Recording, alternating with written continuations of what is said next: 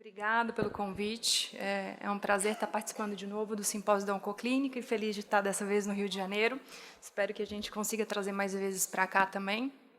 E, na verdade, o que o Prola pediu para eu trazer foi um caso de um paciente que fosse fit, que a gente chama, que tem um bom estado geral, que tivesse um tumor de cólon direito com doença hepática borderline, que a gente chama primariamente, a princípio, primariamente ressecável, mas que não precisasse de uma resposta tão significativa no início. Então, esse paciente era um paciente do sexo masculino, de 37 anos, branco, natural do Rio de Janeiro, tinha uma queixa de hematoquesia e uma alteração de início recente do hábito intestinal, mais ou menos 2 meses de evolução, não tinha nenhum hábito que chamasse atenção, como etilismo, como tabagismo, e nenhuma história familiar para neoplasia dos parentes mais próximos. Tinha um exame físico absolutamente normal na descrição inicial, né, pelo médico que viu ele no primeiro momento, e depois na admissão da oncologia também, e o toque retal igualmente sem alterações.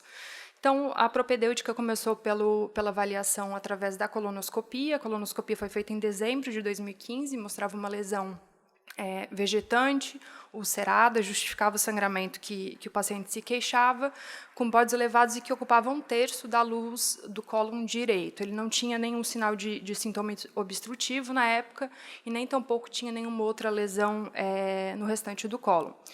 A lesão foi biopsiada e o laudo patológico foi compatível com um adenocarcinoma moderadamente diferenciado. Ele tinha exames laboratoriais normais, todos inocentes, mas tinha um CEA bastante elevado já na primeira aferição, de 514. Então, foi feitos os exames de imagem em busca de doença metastática. A tomografia citava alguns micronódulos pulmonares, mas ditos inespecíficos, e a ressonância destacava, além da lesão primária, que tinha aproximadamente 4 centímetros, uma lesão próxima dessa lesão primária, sugestiva de um conglomerado linfonodal, com 3 centímetros, e 2 lesões hepáticas, uma maior com 5 centímetros, e outra com 3,4 centímetros de maior diâmetro. Já pensando numa abordagem cirúrgica da metástase, a gente solicitou um PET-CT, né, para descartar que não tivesse mais nenhum sítio de doença à distância e, de fato, não teve nenhum achado adicional em relação às imagens que a gente via anteriormente.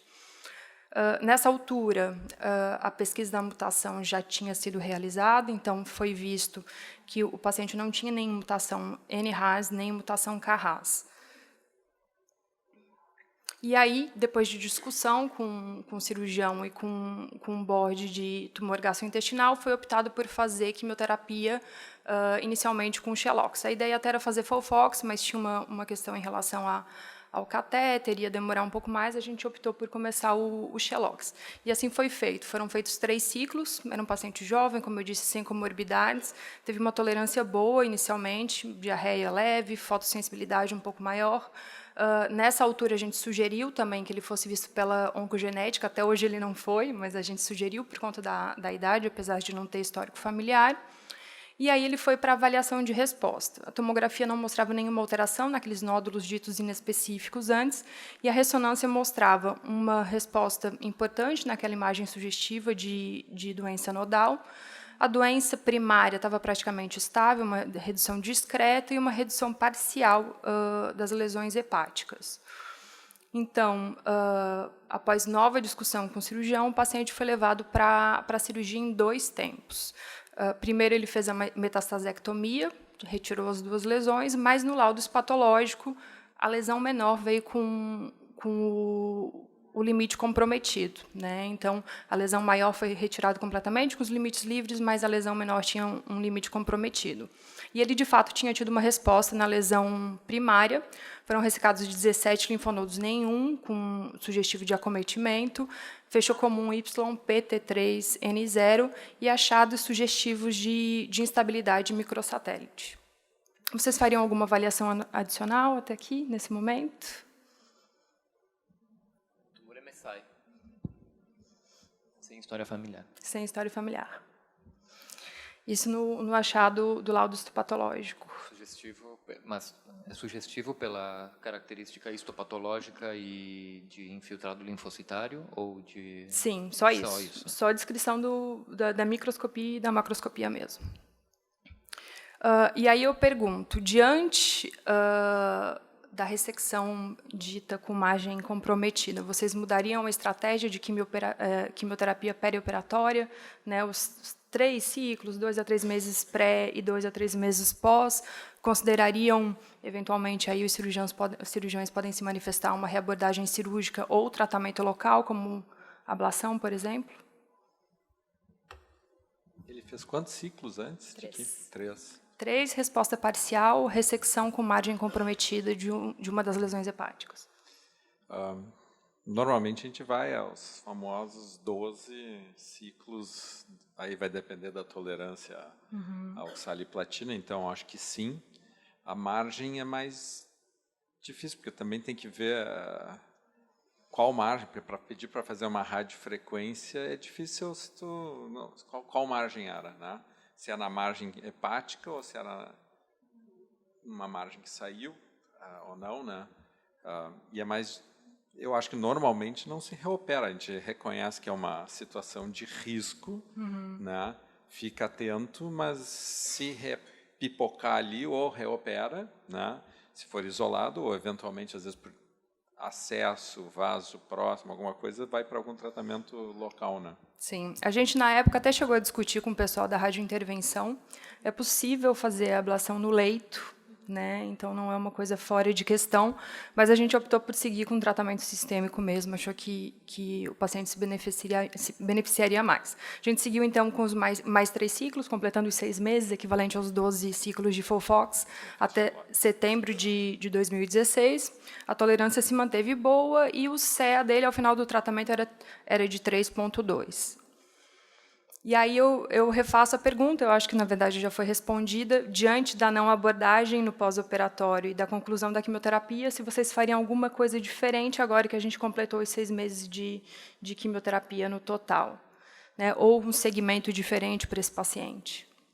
Eles já são seguidos de perto, né? De perto por serem metastáticos, então eu faria o segmento habitual. Certo. Então, a gente manteve o paciente em controle, de fato, como é o padrão nessas situações. Em fevereiro, aproximadamente 5 meses depois do término da quimioterapia, a gente teve uma elevação do CEA, chegando em 8. A gente pediu um PET para o reestadiamento, já pensando que possivelmente seria uma doença ali na área, né, no leito cirúrgico, de pequeno volume, já pensando em tentar eventualmente resgatar, por isso já pedimos logo o PET. Era fevereiro, no Rio de Janeiro, carnaval, o paciente se sentindo 100% bem, ele inverteu as prioridades e demorou um pouquinho a voltar com a gente. Em abril de 2017, ele chegou com CEA já de 35, e aí o PET, o carnaval primeiro, quaresma, e depois os exames de imagem. E aí, em abril, ele tinha um PET já, na verdade, com bastante doença. A doença tinha progredido, de fato, sistemicamente, né? Não só com várias lesões hepáticas, mas com doença pulmonar também, um dos nódulos, o maior deles, com 17 milímetros. Diante da progressão sistêmica, né, de um paciente FIT, com lesão primária no cólon direito, raiz selvagem e com intervalo de 5 meses pós-término da platina, o que vocês considerariam de tratamento para esse paciente? Combinações várias, né? Eu acho que aqui é um caso interessante para fazer pesquisa em inestabilidade microsatélite por imunistoquímica, confirmar o status de BRAF, poderia ajudar também, provavelmente, em ser um tumor MSI, se for esporádico, que é BRAF mutado, e ajuda a entender um pouco a evolução tão rápida, a não resposta, seria um candidato a não fazer anti-EGFR, imagina se tivesse BRAF mutado aqui, ou inestabilidade de microsatélites, mas imagina que não é nenhuma nem outra coisa. Aqui a pergunta é, o que eu preciso agora? Preciso de taxa de respostas, porque ele está sintomático, eu quero operar de novo, é uma alternativa, ou eu quero simplesmente aumento de sobrevida e controle de sintomas, e a gente decide com o paciente qual é a melhor estratégia. Talvez fazer FOLFIRI unicamente, se a questão é não uma abordagem não agressiva, uma abordagem mais conservadora seria completamente aceitável. Ou pode mudar para mais agressivo, fofoxírio com bevacizumab, se ele fosse um BRAF mutado, ou se fosse inestabilidade de microsatélites, eventualmente algum estudo clínico, alguma coisa. Acho que seria... Concordo também. Acho que a única questão seria, se lá direito, talvez eu não fizesse o anti-GFR, e se não fizer o beva agora, não faz mais também. Então, talvez eu fosse com FOLFIRI e beva numa linha paliativa, guardando o anti-GFR para uma terceira linha. Eu também não desisto completamente do anti-GFR, né, por ser lado direito. E, sim, buscando aí coisas que BRAF mutado, né, poderia ser interessante, porque ele é RAS wild type, e instabilidade. Porque eu não sei se ele está bem, clinicamente bem agora, eu faria imuno agora, se ele fosse instável. Porque ele pode, eventualmente, entrar numa curva de sobrevida que é muito diferente da química. Tempo de resposta da imunoterapia, se ele tivesse BRAF e MSI, por exemplo, não tenho dúvida que eu trataria nesse momento com imunoterapia, porque precisa de mais tempo para responder, e o benefício a longo prazo é muito maior. Então, FOLFIRI beva e, conforme o perfil molecular, talvez adaptar. A gente, na verdade, o que acabamos fazendo foi optar por FOLFIRI anti-GFR. Ele tinha um volume grande de doença, apesar de pouco sintomático. Na ocasião, a gente ainda não tinha o resultado dos exames. Esse paciente acabou fazendo foundation depois, e aí a gente comenta um pouquinho o resultado. Então, essa foi a escolha no momento. A gente optou por não fazer a platina, de fato, trocar o backbone para irinotecano e fazer junto ao anti-GFR. Ele fez um ciclo de FOLFIRI com panitumumab. Nesse momento, exatamente pré-tratamento, era 440, já deu um salto bastante importante. E esse foi o retorno dele logo em seguida, nos primeiros dias pós-tratamento, né? Então, cheio de lesões, uma toxicidade bastante significativa. A gente teve que interromper o panitumumab e fazer tratamento em acompanhamento com dermatologista. Fez antibiótico oral, a gente precisou fazer corticoide para ele também. Até então, eu não tinha o costume de fazer doxiciclina em profilaxia primária. Vocês costumam fazer?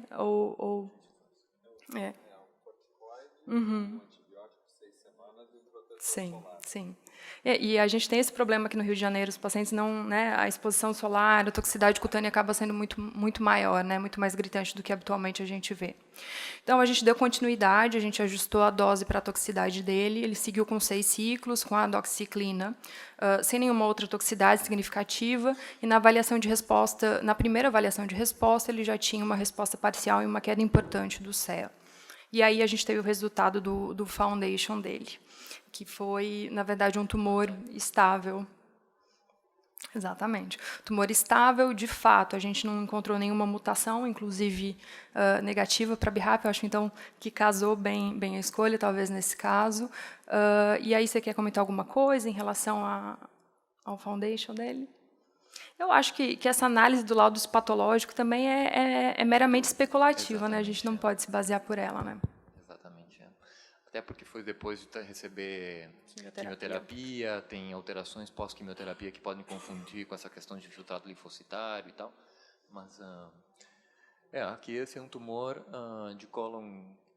Aqui, se não tivesse feito foundations, que cobre alterações como fusões, um paciente jovem, cólon direito, MSS, mas ele respondeu ao anti-GFR, aqui também está confirmando que esse é um tumor que provavelmente não tem fusões, não tem RAS, BRAF, NRAS, é o cólon direito que pode responder ao anti-GFR.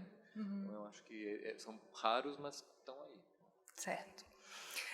Existe discordância entre a análise preliminar e encontrar, no Foundation, no Next Sequence Generation, de encontrar fusões? Mutação?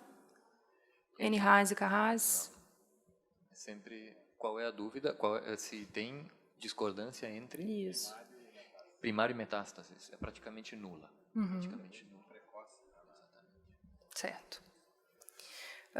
Bom, seguimos então com o tratamento, ele foi a 15 aplicações. A essa altura, então, nos exames de imagem, a gente tinha uma resposta radiológica completa, coisa que não é tão comum a gente ver, né? A gente chegou a fazer o PET, O paciente mesmo estimulado quis fazer o PET, a gente quis também, ele de fato tinha resposta patológica completa. A ideia até era tentar descalonar já a quimioterapia nesse momento, a gente não conseguiu convencê-lo porque ele não tinha toxicidade praticamente nenhuma e seguimos com o tratamento. E aí eu pergunto para vocês, nesse momento de resposta patológica completa, o que vocês fariam? Vocês considerariam parar o tratamento já ou eventualmente só descalonar? Ou, uma vez que o paciente não tem toxicidade nenhuma, seguir com o mesmo tratamento? Eu não tenho nenhuma evidência para justificar a minha opinião, mas eu faria um break do anti-EGFR. Eu faria um break, porque eu acho que tem que deixar os clones wild-type sensíveis, vão voltar a crescer, independente de qualquer coisa. Tu pode, inclusive, retratar com uma possibilidade de resposta posterior. Não sei, é hipotético, holístico, mas eu faria um break de anti-EGFR e seguiria com quimioterapia eventualmente, ou depende um pouco, se ele quiser outro carnaval, sem químio, pode ser até um break total, mas muito controle. Se é um cumpridor, se é um paciente que cumpre e que vem às consultas, daria para dar um pouco de descanso, mas eu sou mais favorável a fazer, sem dúvida, Escalonamento. Exatamente. A tendência seria tirar, com certeza, o anti-EGFR, que eu acho que dá mais toxicidade, é a toxicidade que incomoda mais, e aí, conversando com o paciente, a opção de parar tudo ou, eventualmente, deixar um Xeloda de manutenção, né? E aí eu tendo a fazer o esquema mesmo que não tenha sido a primeira linha com Xelox e Beva, fazer o Cairo sem o Beva, né? Mas, assim, fazer aqueles Xeloda que é de segunda a sexta e sábado e domingo não toma, e naquela dose mais baixa, porque isso é bem tolerado e serve bem para uma manutenção, né? Sim. Na verdade, a gente discutiu isso amplamente. Depois do primeiro susto que ele levou, da progressão volumosa, né, e eu acho que do pouco comprometimento que ele teve no início, ele não queria parar de jeito nenhum a quimioterapia. Então, a gente levou, ele foi a 30 aplicações, nenhuma toxicidade adicional, resposta completa mantida. E aí a gente botou ele na parede e falou que seria uma bobagem a gente manter e daqui a pouco ter uma toxicidade maior, às vezes agora limitante. Agora eu pararia tudo, porque nós estamos tanto tempo de químio, agora é Chemo Holiday. Então tá respondido já, controle. E aí foi o que a gente fez, né? Na verdade, eu acho que eu consigo voltar aqui. A gente descalonou, desculpa. Tá? A gente tirou só o irinotecano, mas manteve o panitumumab e depois deixou ele em controle, uma vez que ele tinha já 7 meses, talvez mais, de resposta completa. E aí, em junho, agora, ele teve uma nova elevação discreta do CEA, um novo PET e uma lesão única em lobo inferior direito do pulmão. E aí eu pergunto para vocês voltariam ao tratamento? Essa imagem não é dele, único? tá? Eu fiz para ilustrar, mas uma imagem única, de mesma localização, um pouco inferior. E só no pulmão, não? Só no pulmão, nada no fígado. Eu tenderia ou resseca, ou faz uma rádio, um SBRT e segue sem químio. Às vezes, se ressecar é muito fácil, hoje com vídeo a toxicidade é menor, assim, dor, dreno, tudo é mais fácil, então, às vezes, bem periférico, faz uma vídeo, senão, eventualmente, SBRT ou até mesmo radiofrequência, né? E foi o que a gente fez. Então, foi realizada a ablação agora em agosto, e a gente vai seguir com o paciente só em controle, por enquanto. Obrigada. Ele é um survivor. Ele estaria naqueles estudos. O Memorial tem um laboratório de... ou assim, tipo, respostas completas, pesquisa, super respondedores, para ver se são diferentes. Acho que esse caso não, porque é direito, mas ele também ilustra, porque nós estamos está aumentando a incidência de câncer coloretal abaixo dos 50, né? Mais em reto, mas é igual. Tanto que algumas sociedades já mudaram a recomendação de começar a discutir screening aos 45. Né? Então, ele é um caso, porque ele não tem história familiar, não era instável, a chance de achar uma alteração genética vai ser muito baixa. Não sei se pode acabar testando um painel e tudo, mas a chance pré-teste vai ser baixa. Pouco provável. Mas porque provavelmente a nossa dieta e nossos hábitos estão piorando rapidamente. Então, esse é um grupo que está tendo mais incidência. Né? Tinha um comentário? Não. Sim, com certeza. Tinha pensado nisso. Tá certo, obrigada. Acho que a gente tem um break agora, né? Deixa eu ver até que horas.